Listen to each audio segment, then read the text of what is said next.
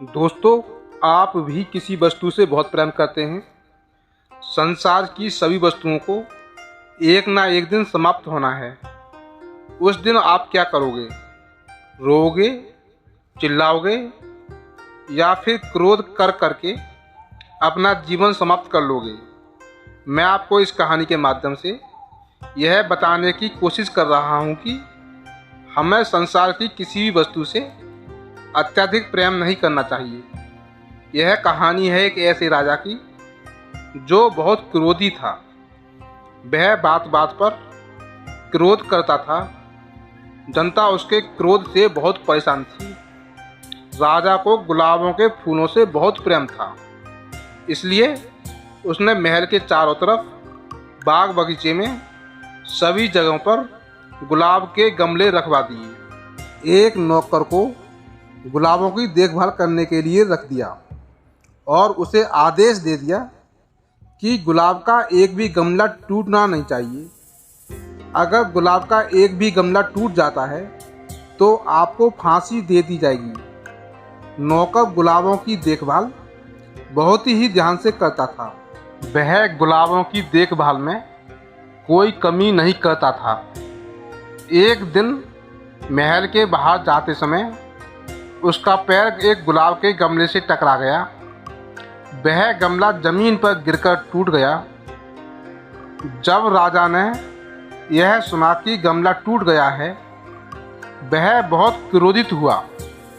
उसने क्रोध में आकर उस नौकर को फांसी की सजा सुना दी। राजा ने कहा, तुम्हें आज से 3 महीने बाद फांसी दे दी जाएगी।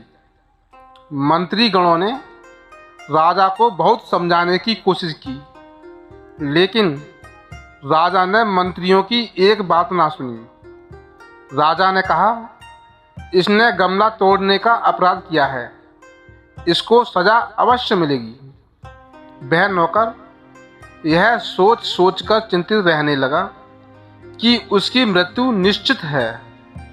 उसी गांव में एक विद्वान रहता था। विद्वान ने यह सुना कि एक निर्दोष आदमी को राजा साहब फांसी दे रहे हैं। उस पर रहा नहीं गया। वह राजा साहब के पास आया। उसने राजा साहब को बहुत समझाया कि एक निर्दोष व्यक्ति को फांसी ना दें। वह अपने फैसले पर अटल रहा। यह देखकर उस विद्वान को क्रोध आ गया।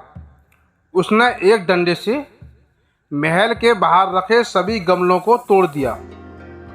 राजा ने क्रोध में आकर उस विद्वान से पूछा, तुमने सारे गमलों को क्यों तोड़ दिए?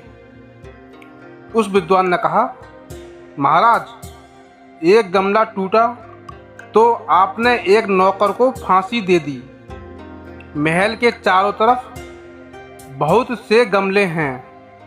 वे गमले किसी न किसी प्रकार नौकरों के हाथों से अवश्य टूटेंगे, क्योंकि यह दुनिया नश्वर है।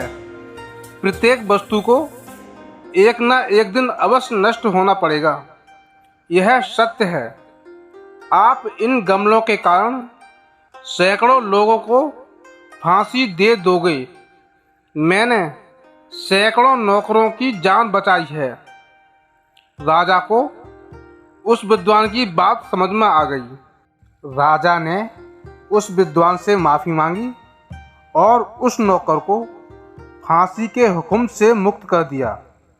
इस कहानी से हमें यह सीखने को मिलता है कि यह संसार नश्वर है।